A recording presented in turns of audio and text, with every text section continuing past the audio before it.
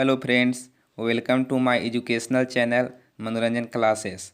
मनोरंजन क्लासेस के इस यूट्यूब चैनल पर मैं मनोरंजन कुमार आप सभी का हार्दिक स्वागत करता हूं।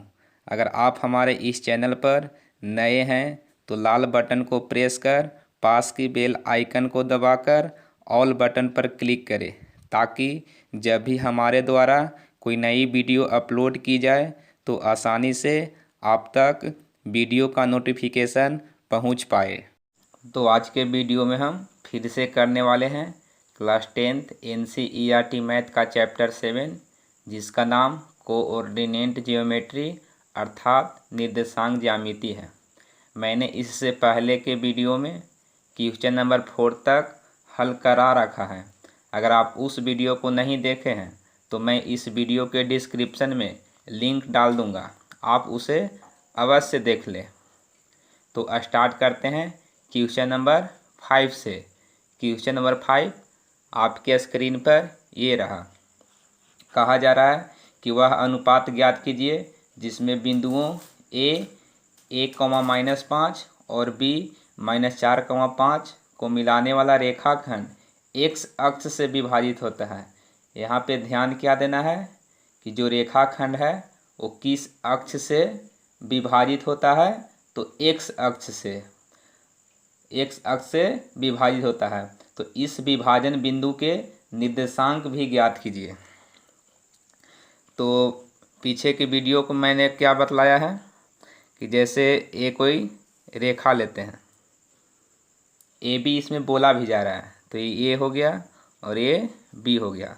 तो ए का निर्देशांक कितना है, तो ए का निर्देशांक है 1,-5। बी का निर्देशांक तो -4,5। ठीक है। अब ये रेखा ए बी रेखा को मिलाने वाला x अक्ष से विभाजित होता है। तो यहाँ पर कोई पॉइंट होगा तो इसको P मान लेते हैं। किस अक्ष पे है, तो x अक्ष पे। तो x अक्ष पे है तो x अक्ष का निर्देशांक क्या होता है, तो x,0। अगर रहता कि y अक्ष पे तो y अक्ष का निर्देशांक क्या होता है, तो 0,y होता है। यहाँ पे हमें करना क्या है कि P बिंदु का निर्देशांक ज्ञात करना है कि x का वैल्यू कितना होगा, y तो 0 होगा ही, क्योंकि x अक्ष पे बोला जा रहा है।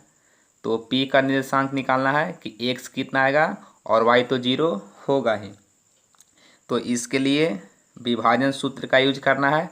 तो ये अनुपात हमें पता नहीं है किस अनुपात में विभाजित कर रहा है, तो इसको मान लेते हैं कि M1 है और ये M2 है, कि M1 अनुपात M2 में विभाजित करता है। लिख लेते हैं कि मान लिया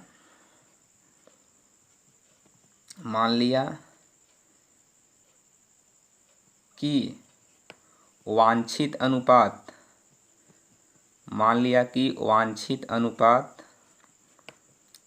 M1 अनुपात M2 में विभाजित करता है। तो यहाँ से देखते हैं कि x1, तो x1 कितना होगा, 1 होगा। y1 कितना होगा, -5 होगा। इसी प्रकार x2 तो -4 होगा। y2 5 होगा। ये किस प्रकार से मानते हैं, तो आप पीछे की वीडियो ज़रूर देखें, उससे क्लियर हो जाएगा। और M1 अनुपात M2 तो सेम ही है।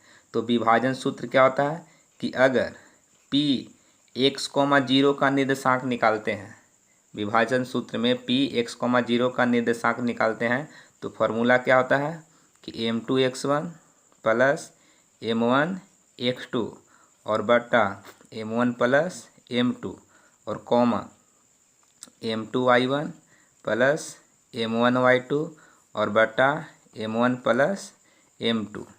ये क्या होता है, तो x का वैल्यू और ये y का वैल्यू। तो यहाँ से आगे बढ़ा लेते हैं कि P x,0 कि P का निर्देशांक है m2 तो m2 ही है, x1 1 है प्लस m1 और गुने x2 तो x2 -4 है और बटा m1 plus m2 comma m2 y1 तो y1 कितना है -5 है तो -5 प्लस m1 और गुने y2 तो y2 कितना है 5 है, y2 5 हो गया और बटा m1 प्लस m2। अब यहाँ से क्या करेंगे, यहाँ से कि जैसे ही x है तो x का वैल्यू ये हो गया, ये 0, y है y का वैल्यू ये हो गया। तो इसको इसके बराबर लिख सकते हैं कि जैसे इसको एक बार गुना कर लेते हैं, इसे एक बार गुना कर आगे बढ़ा लेते हैं कि px, 0 बराबर m2 -4 m1 आएगा और बटा m1 प्लस m2 कॉमा यहाँ से क्या आ जाएगा कि -m2 और प्लस -5m2 और प्लस 5m1 और बटा m1 प्लस m2। तो यहाँ से x का वैल्यू आया, ये y का वैल्यू आया, तो y का वैल्यू यहाँ 0 है तो इतना बराबर 0 कर सकते हैं कि -5m2 प्लस 5m1 बटा m1 प्लस m2 बराबर 0। क्यों? क्योंकि ये y का वैल्यू है, ये भी y का वैल्यू है, तो दोनों आपस में क्या होगा, इक्वल होगा, बराबर होगा।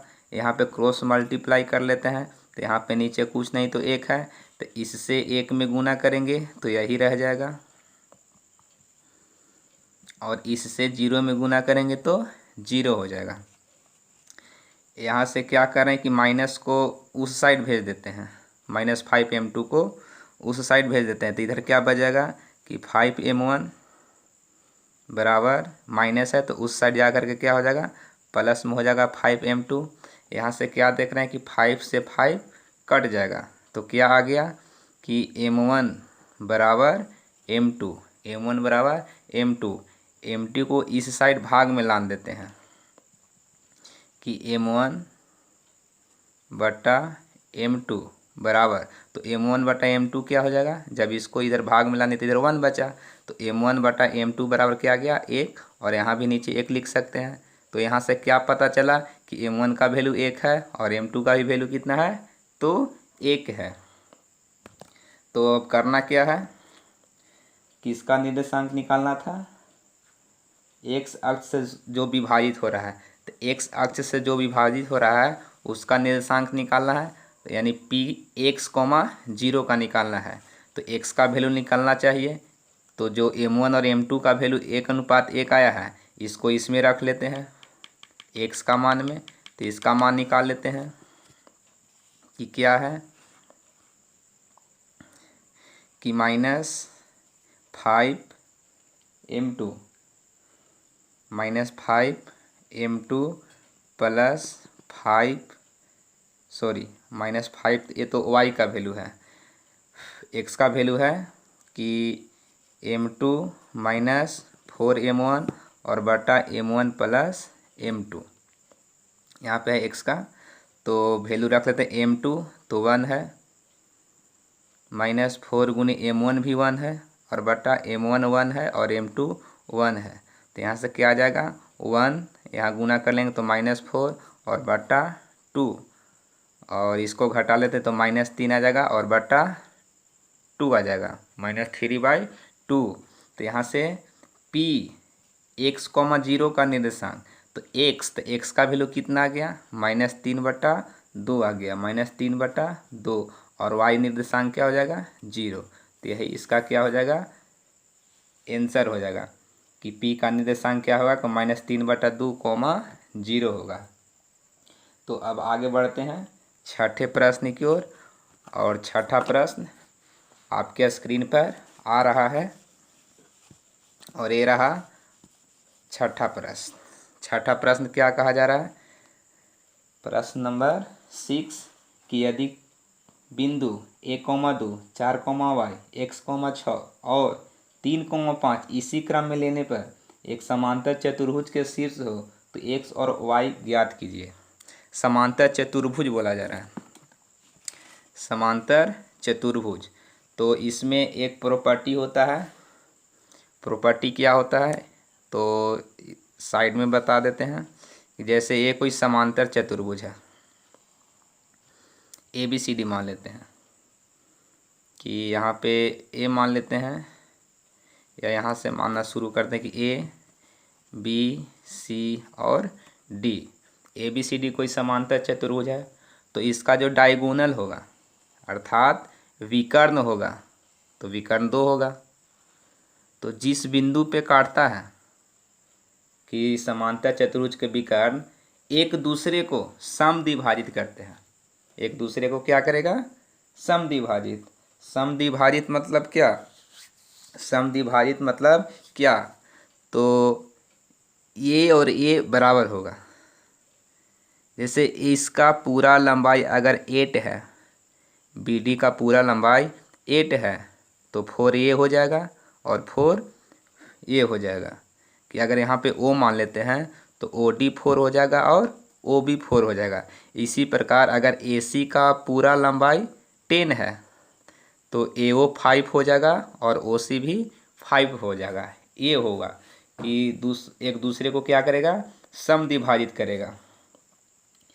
तो समांतर चतुर्भुज बोला जा रहा है। तो चतुर्भुज में 4 शीर्ष होंगे, चतुर्भुज में 4 शीर्ष होंगे तो 4 शीर्ष बना लेते हैं। जैसे ये कोई समांतर चतुर्भुज है तो यहाँ पे ए बी सी और डी मान लेते हैं। तो जो पहला दिया हुआ है कि 1,2 तो ए का निर्देशांक मान लेते हैं, और दूसरा है 4,y वो बी का हो गया, और तीसरा है x,6 ये सी का हो गया, और चौथा है 3,5 ये किसका हो गया, डी का। तो इसका विकर्ण खींच लेंगे, विकर्ण खींच लेंगे। तो अगर यहाँ से विकर्ण खींचने पे क्या होगा कि अगर इसका विकर्ण निकालने के लिए, इसका विकर्ण निकालने के लिए यहाँ पे जो मिलेगा वो मध्य बिंदु का लगा, क्योंकि इसको 2 बराबर भाग में बांट देगा, ये 2 बराबर भाग में बांटेगा। तो यहाँ से मध्य बिंदु का निर्देशांक निकालेंगे कि 4 और 3 को ऐड करेंगे। मध्य बिंदु का निर्देशांक निकालने के लिए फार्मूला पीछे के वीडियो में बता रखा है, उसे देख लें कि क्या होता है कि x1 प्लस x2 बटा 2 कॉमा y1 प्लस y2 बटा 2। तो अगर बी डी को निकालते हैं, जैसे बी डी बराबर, या लिख लेते हैं बी डी के मध्य बिंदु का निर्देशांक, बी डी के मध्य बिंदु का निर्देशांक। तो अगर बी डी को ले रहे हैं तो x1 ये हो जाएगा, y1 ये होगा, x2 ये हो जाएगा और y2 ये हो जाएगा।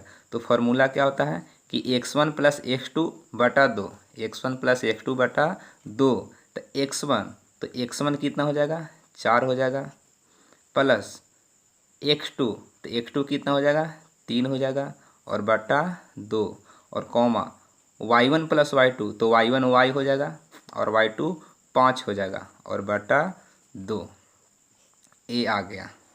इसी प्रकार अगर ए सी का निकालते हैं कि ए सी के मध्य बिंदु का निर्देशांक, ए सी के मध्य बिंदु का निर्देशांक अगर निकालते हैं तो इसमें क्या होगा, x1 1 होगा, y1 2 होगा, x2 x होगा और y2 6 होगा। तो x1 प्लस x2 होता है तो 1 प्लस x हो जाएगा कि 1 प्लस x और बटा 2 और कॉमा 2 प्लस 6 और बटा 2। ई किसका वैल्यू है, x का वैल्यू है, ई किसका वैल्यू है, y का वैल्यू है। ये 2 केवल नहीं, ये पूरा। इसी प्रकार ये पूरा किसका वैल्यू है, x का है, और ये पूरा किसका है, y का। तो यहाँ से देख रहे हैं कि ई भी x का वैल्यू है और ई भी x का वैल्यू है, तो ये इसके बराबर हो जाएगा, और ये y का वैल्यू है तो इसके बराबर होगा। तो इसको बराबर कर लेते हैं कि 4 प्लस 3 बटा 2 बराबर 1 प्लस x बटा 2। यहाँ से 2 से 2 कैंसिल हो जाएगा, कितना हो जाएगा, 4 और 3 7 बराबर 1 प्लस x। एक को इस साइड लान देते हैं तो -1 हो जाएगा इक्वल टू एक्स। तो एक्स बराबर कितना आ जाएगा, 7 में से 1 घटेगा तो 6 आ जाएगा।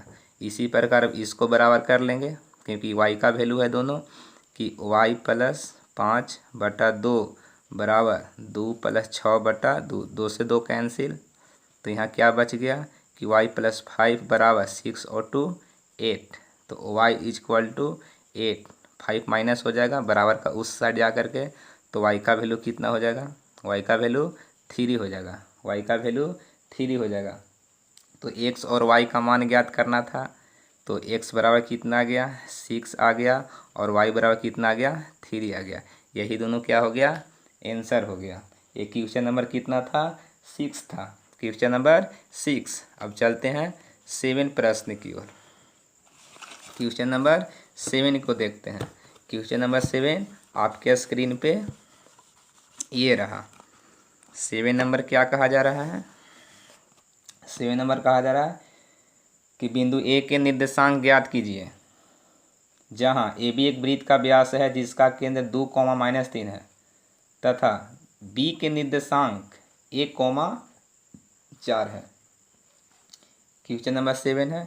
तो सबसे पहले सर्किल ड्रा कर लेते हैं, वृत्त बना लेते हैं। तो यहाँ पे बना लेते हैं वृत्त।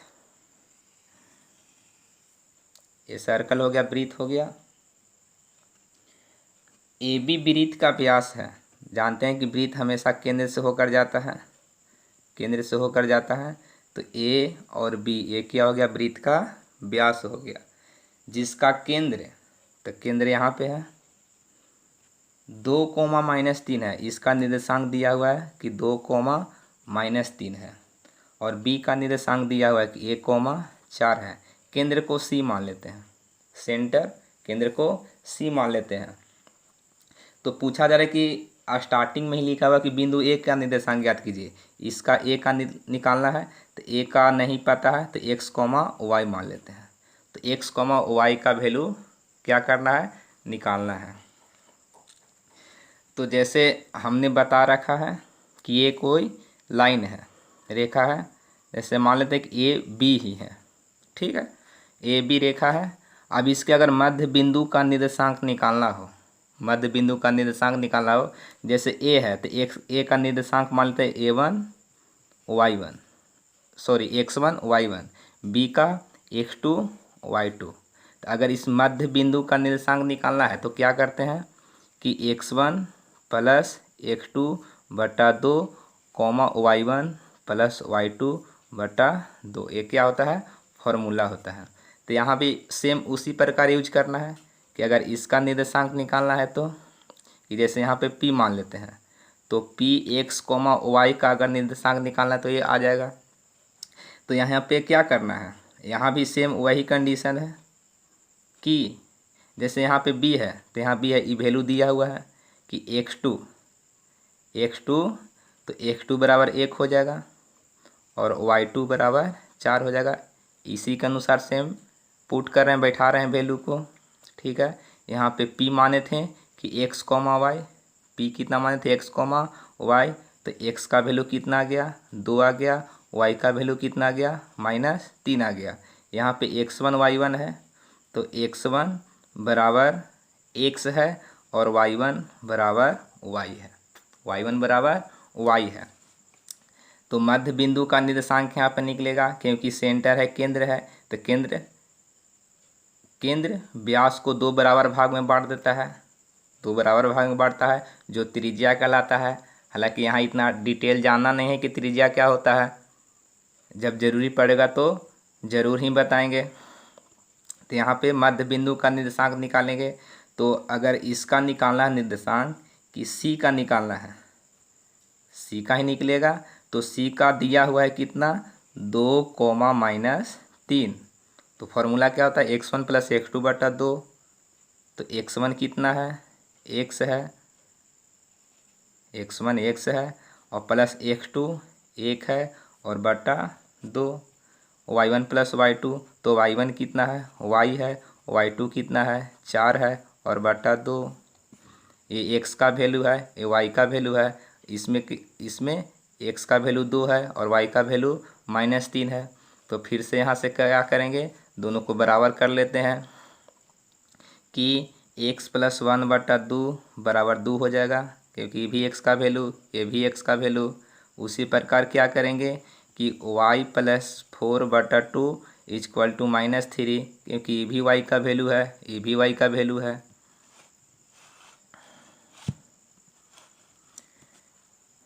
अब यहाँ पे क्रॉस मल्टीप्लाई कर लेते हैं तो x + 1 बराबर 4 हो जाएगा। तो x = कितना हो जाएगा, 4, 1 सब्ट्रैक्ट हो जाएगा बराबर का उधर जाए करके, तो x बराबर कितना आ जाएगा, 3 आ जाएगा। यहाँ से कितना आएगा, तो y + 4 = -6, क्रॉस मल्टीप्लाई करेंगे तो y बराबर -6, प्लस में है तो उधर जाए करके क्या हो जाएगा, माइनस में, तो y बराबर क्या आ जाएगा, -10, y बराबर -10। तो a के निर्देशांक कितना होगा, a का निर्देशांक कितना होगा, तो a का निर्देशांक x, y माने थे, a का निर्देशांक x, y माने थे, तो x का वैल्यू कितना आ गया, 3 आ गया, और y का वैल्यू कितना आ गया, -10 आ गया। तो यही क्या हो गया, a का निर्देशांक हो गया। a का निर्देशांक कितना हो गया, तो a, -10। ये क्वेश्चन नंबर 7 था। अब आगे बढ़ते हैं क्वेश्चन नंबर 8 की ओर। क्वेश्चन नंबर 8 को बनाते हैं। क्वेश्चन नंबर 8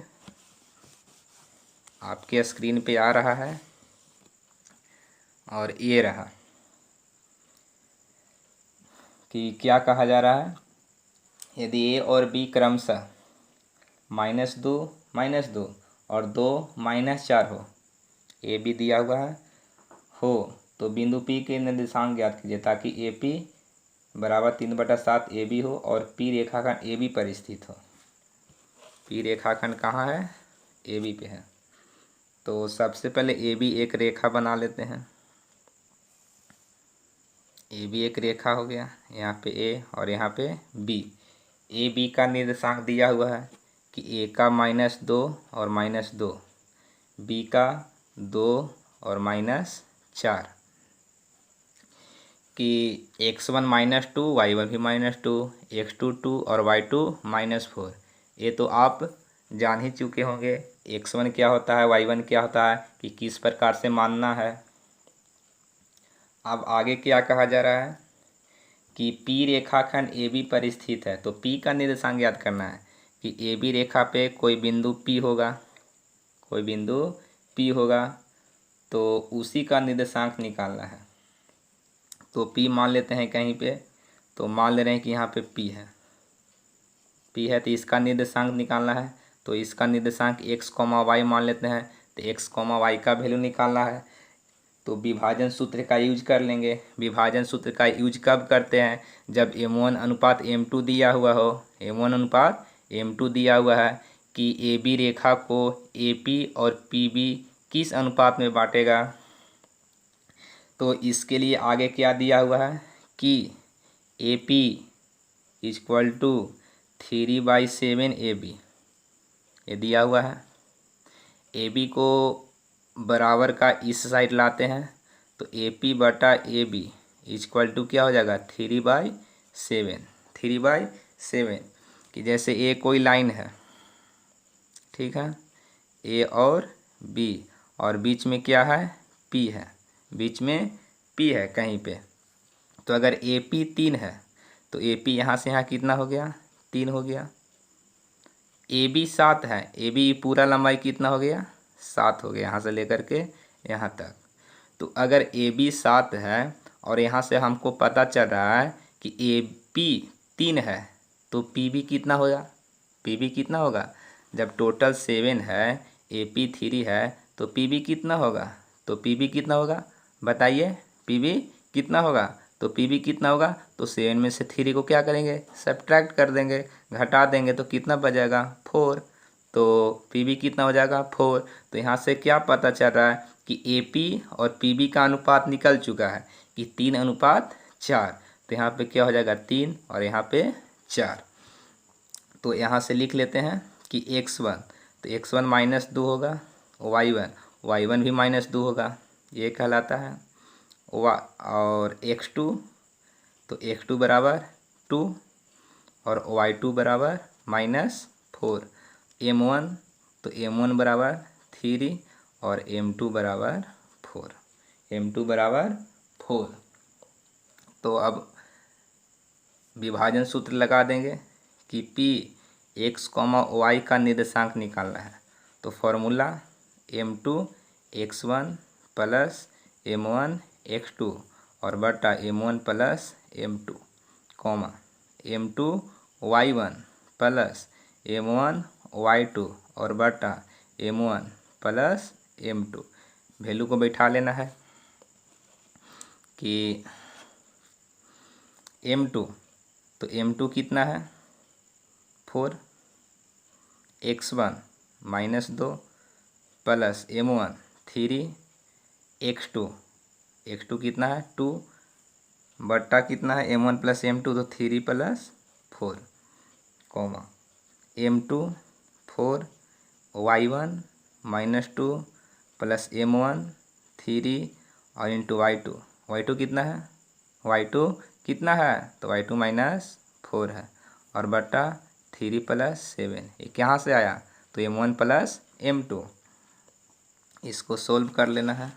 यहाँ से गुना करते हैं तो -8 और प्लस 6 और बटा 7 हो जाएगा, यहाँ से तो -8 -12 कि प्लस माइनस माइनस हो जाता है और बटा यहाँ पे कितना था 4 था, तो 4 और 3 7। यहाँ से घट करके -2 आ जाएगा तो -2/7, सॉरी पावर में लग रहा है तो यहाँ लिख लेते हैं कि -2/7 और यहाँ से क्या हो जाएगा, दोनों माइनस में है तो जुड़ जाएगा, तो 12 और कितना हो जाएगा 8 20, तो -20 आएगा, -20/7। तो x, y, x का वैल्यू -2/7 और y का वैल्यू -20/7। यही क्या हो गया x का, इसका क्या हो गया आंसर हो गया कि -2/7 और 20/7। अब कर लेते हैं 9वां प्रश्न। 9वां प्रश्न आपके स्क्रीन पे आ रहा है। 9वां प्रश्न ये रहा। सबसे पहले आप क्वेश्चन को पढ़ें और उसे ध्यान से समझें, क्योंकि क्वेश्चन समझ जाने पे ही आधा क्वेश्चन का सोल्व हो पाता है। इसलिए सबसे पहले क्वेश्चन को पढ़ें और आसानी से समझें। क्या कहा जा रहा है कि बिंदुओं ए जो भी निर्देशांक हो और बी इसका भी निर्देशांक है को जोड़ने वाले रेखाखंड ए बी को 4 बराबर भागों में विभाजित करने वाले बिंदु के निर्देशांक कीजिए। कि जैसे ए बी दिया हुआ है कि ए बी रेखा है,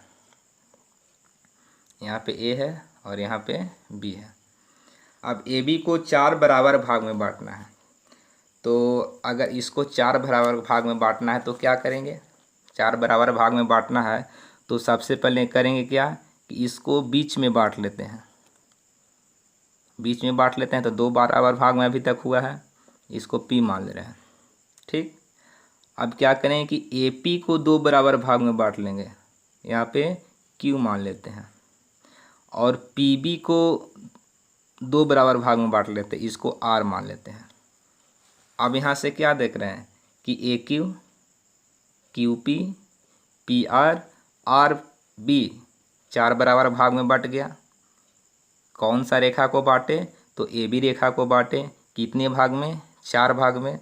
तो सबसे पहले करना क्या है कि देखते हैं कि निर्देशांक ए और बी कितना दिया हुआ है कि ए का निर्देशांक है -2 और 2, बी का निर्देशांक है 2,8, 2,8। तो अब फार्मूला लिखने की ज़रूरत तो बार बार नहीं है कि अगर बीच का निकालना है तो मध्य बिंदु का निर्देशांक, तो अगर P का निर्देशांक निकालना हो कि P बिंदु का निर्देशांक, P बिंदु का निर्देशांक बराबर, तो क्या होगा, मध्य बिंदु का निकाल रहे हैं कि x1 + x2/2, तो x1 कितना होगा -2 होगा, प्लस x2 कितना होगा तो 2 होगा और बटा 2, y1 + y2/2, तो y1 कितना है 2 है, y2 कितना है 8 है और बटा 2, 10 नहीं 2। यहाँ से कितना जाएगा, ये माइनस प्लस है तो घट कर 0 हो जाएगा, और बटा 2 और कॉमा 8 और 2 10, 10 बटा 2। तो यहाँ से भाग देंगे तो 0 आ जाएगा, और एक कितना आ जाएगा 5 आ जाएगा, क्योंकि 2 से 10 कितना बार में कट जाएगा, तो 5 बार में कटेगा। तो कितना आ गया 0,5। इसका निर्देशांक कितना आ गया 0,5। अब क्या करेंगे, ए बी की AP रेखा को लेंगे। अब इसको बराबर भाग में बांटा है, कौन बांट रहा है, Q बांट रहा है, तो Q के मध्य बिंदु का निर्देशांक निकालेंगे कि Q बिंदु के निर्देशांक, Q बिंदु के निर्देशांक या Q बिंदु के मध्य या Q के मध्य बिंदु का निर्देशांक, ये भी लिख सकते हैं। तो जब इसके बीच ले रहे हैं तो x1 y1 x2 y2, तो फिर से फार्मूला बैठा लेंगे, x1 प्लस x2 तो -2 प्लस 0 हो जाएगा, और बटा 2 और कॉमा y1 प्लस y2 तो 2 प्लस 5 हो जाएगा, और बटा 2। यहाँ से -2 और 0 को जोड़ेंगे तो -2 और बटा 2 और कॉमा 5 और 2 7 बटा 2। तो यहाँ से काटते हैं तो एक बार में कट जाएगा, तो यहाँ पे बच जाएगा -1 और यहाँ पे आ गया 7 बटा 2। तो Q का निर्देशांक कितना आ गया कि -1,7 बटा 2, -1,7 बटा 2। उसी प्रकार R का निकालना है, यहाँ पे निकाल लेते हैं कि R बिंदु के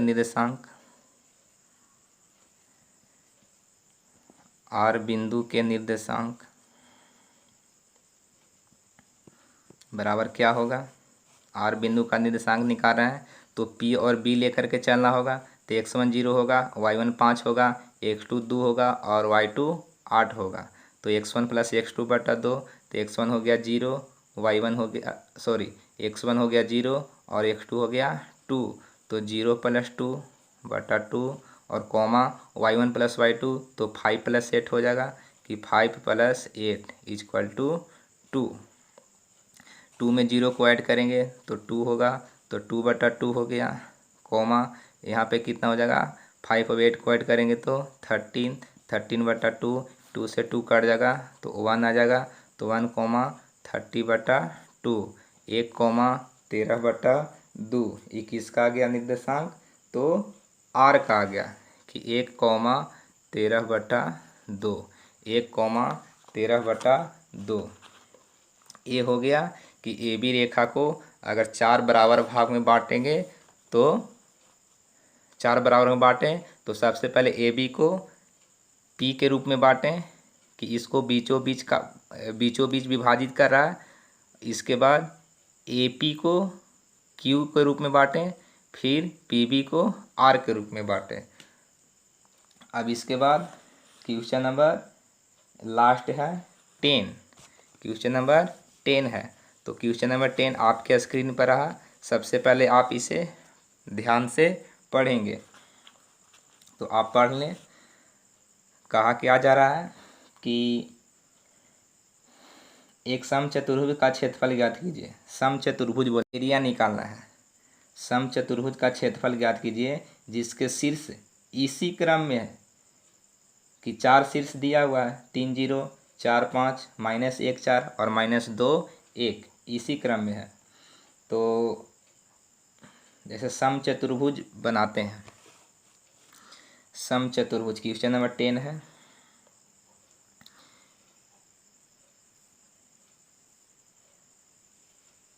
ये बना लिए समचतुर्भुज, तो इसको यहाँ पे A मान लेते हैं, यहाँ पे B C और D। तो इसका 4 शीर्ष दिया हुआ है, पहले 3,0 है तो ये हो गया 3,0, B तो B हो गया 4,5, C -1,4 और D -2,-1। तो क्या करना है कि समचतुर्भुज का क्षेत्रफल निकालना है। तो समचतुर्भुज हमने क्या माना है ABCD, समचतुर्भुज ABCD माने हैं। निकालना है कि समचतुर्भुज ABCD माना है तो ABCD ही लिख लेते हैं। समचतुर्भुज ABCD का क्षेत्रफल। तो समचतुर्भुज का क्षेत्रफल क्या होता है? आप पहले बताएं, बोलें कि समचतुर्भुज का क्षेत्रफल क्या होता है। तो समचतुर्भुज का क्षेत्रफल होता है कि 1/2 गुने दोनों विकर्णों का गुणनफल, दोनों विकर्णों का गुणनफल, जिसे D1 गुने D2 ही बोलते हैं, D1 गुने D2। लेकिन यहाँ पे देख रहे हैं कि विकर्ण क्या हो जाएगा, A से C को मिलाएंगे तो AC हो जाएगा, और D को B से मिलाएंगे या B को D से मिलाएंगे तो ये विकर्ण हो जाएगा। तो यहाँ पे क्या लिख ले रहे हैं कि AC गुने BD, AC गुने BD कि दोनों विकर्णों का गुणनफल। तो यहाँ पे क्या हमको जरूरी पड़ेगा, AC और BD।